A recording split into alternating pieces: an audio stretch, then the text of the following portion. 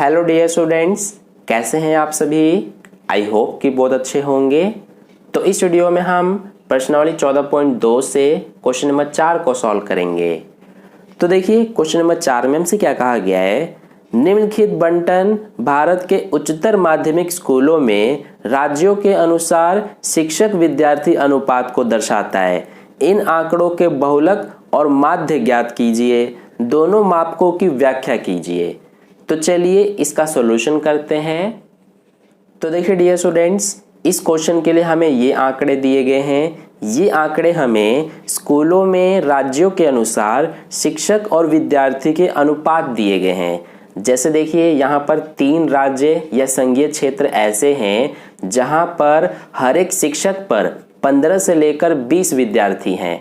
इसी तरह से ये सारा हमें दिया है। तो हमसे इसमें बहुलक और माध्य दोनों पूछा है। तो चलिए सबसे पहले हम इसमें माध्य ज्ञात कर लेते हैं। तो माध्य ज्ञात करने के लिए इस तरह से हम कॉलम बनाएंगे। यहाँ पर सबसे पहले हम xi निकालेंगे यानी कि वर्ग चिन्ह।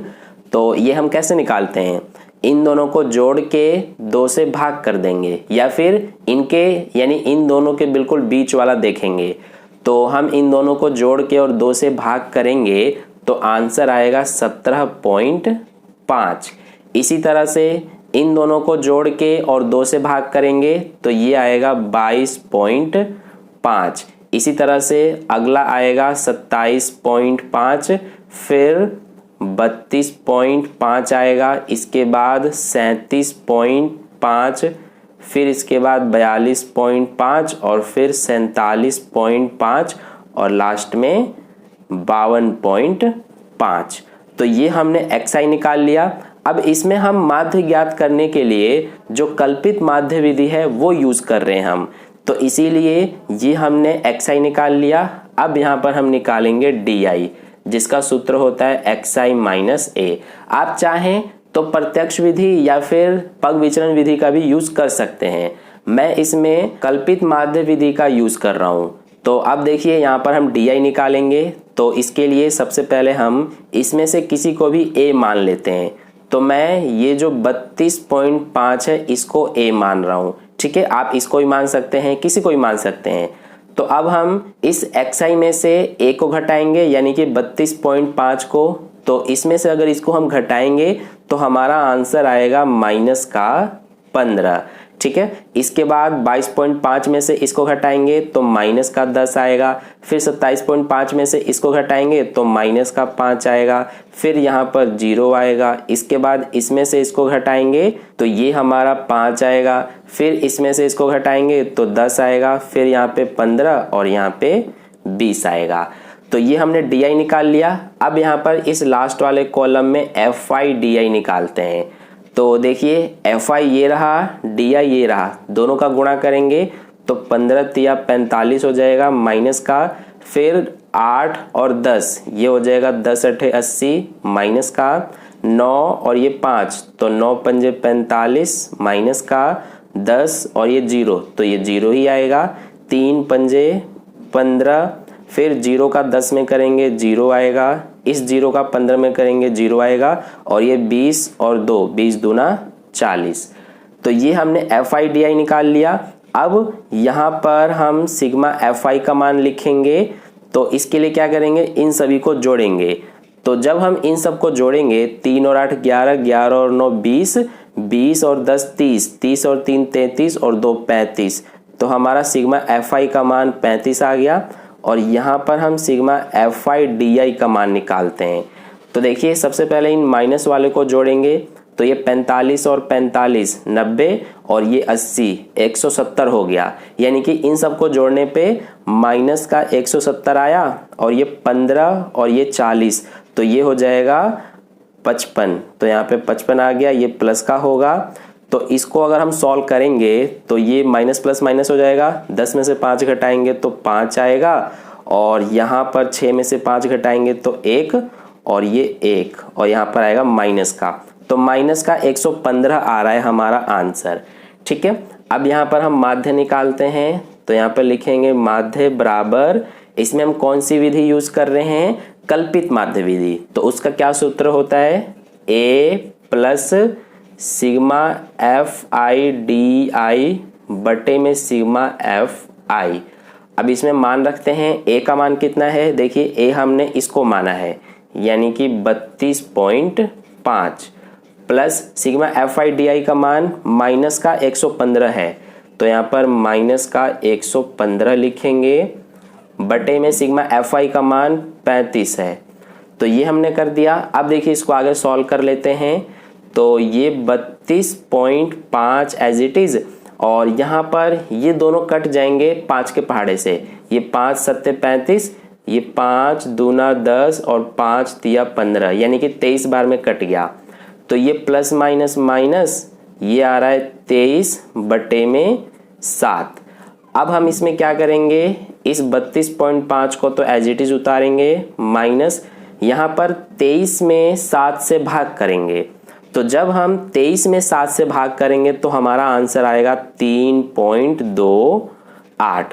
अब भाग करके देखना 7 से 23 में आपका आंसर इतना ही आएगा। मैं यहाँ पर नहीं कर रहा हूँ क्योंकि जगह की थोड़ी कमी है इसीलिए। तो ये हो गया। अब हम क्या करेंगे, हमें इसमें क्या करना पड़ेगा कि 32.5 में से इस 3.28 को घटाना पड़ेगा। तो जब हम इसमें से इसको घटाएंगे तो हमारा आंसर आएगा 29.22। तो ये 29.22 यही हमारा आंसर है यानी कि माध्य है। अब देखिए इसको आप इस तरह से भी लिख सकते हैं कि पॉइंट के बाद यहाँ पर 22 है तो इसको आप 10 के निकटतम मान में भी लिख सकते हैं। कैसे, ये 22 जो है ये 20 के पास है इसीलिए हम इसको इस तरह से भी लिख सकते हैं 29.20 और पॉइंट के बाद सिर्फ अगर 0 हो उसके बाद कोई अंक ना हो तो हम 0 को लिखते ही नहीं है। तो इसीलिए 29.2 यही हमारा आंसर हो जाएगा। ठीक है, तो इस तरह से ये हमारा हो गया माध्य। आप चाहें तो इसको जैसा आंसर पहले था वैसे भी छोड़ सकते हैं या फिर इस तरह से भी लिख सकते हैं। अब हम यहाँ पर निकालेंगे बहुलक। तो बहुलक निकालने का क्या सूत्र होता है वो हम सबसे पहले लिख लेते हैं।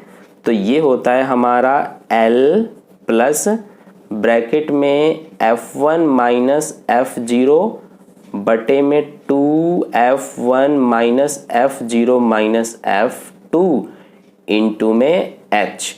तो अब हम इसमें सबका मान रखेंगे लेकिन इससे पहले हमें सबका मान पता होना चाहिए। तो इन सबका मान हम कैसे पता करते हैं, इसके लिए सबसे पहले हम बहुलक वर्ग देखते हैं। तो बहुलक वर्ग कैसे देखते हैं, इसके लिए जो हमारा ये FI वाला कॉलम है यानी कि बारंबारता वाला, तो इसमें देखेंगे किसकी बारंबारता सबसे अधिक है। तो देखिए ये जो 10 है ये सबसे अधिक है इसीलिए इसी को हम क्या करेंगे कि बहुलक वर्ग लेंगे। तो ये हमारा हो गया बहुलक वर्ग। ठीक है, अब ये जो 10 है ये हमारा क्या होता है F1 और इसके ठीक ऊपर वाला होता है F0 और F1 के ठीक नीचे वाला होता है F2 और ये जो वर्ग अंतराल है इसमें ये जो कम है ये होता है हमारा L का मान। ठीक है, तो ये हमें पता चल गया सब कुछ। तो हम क्या करेंगे कि इनको यहाँ पर लिख लेते हैं। L का मान कितना है 30 है, इसके अलावा F0 का मान कितना है ये देखिए 9 है और इसके अलावा F1 का मान कितना है 10 और F2 का मान कितना है 3 और H की भी जरूरत पड़ेगी हमें। तो देखिए H का मान क्या होगा, H का मान होता है हमारा वर्ग अंतराल के बीच का गैप। तो देखिए इनके बीच में कितने कितने का गैप है 5-5 का, तो H का मान हमारा 5 हो जाएगा। ठीक है, अब इसमें सबका मान रखते हैं। तो L का मान देखिए 30 है तो इसकी जगह पे 30 आएगा प्लस यहाँ पर F1 है तो F1 का मान 10 है माइनस F0 का मान 9 है बटे में 2F1 है यानी कि F1 जो है उसका 2 में गुणा करेंगे। तो F1 तो 10 है, 10 का 2 में गुणा करेंगे तो 20 हो जाएगा माइनस F0 का मान 9 माइनस F2 का मान 3 है और गुणा में H जो है H का मान 5 है। अब देखिए आगे करते हैं। तो ये 30 प्लस यहाँ पर हम क्या करेंगे 10 में से 9 घटाएंगे 1 बचेगा बटे में 20 में से 9 घटाएंगे तो 11 बचेगा, 11 में से फिर 3 घटाएंगे तो 8 बचेगा और गुणा में क्या है 5। तो यहाँ से अब देखिए ये 30 और प्लस में 1 का 5 में गुणा करेंगे तो 5 एकम 5 बटे में क्या है 8।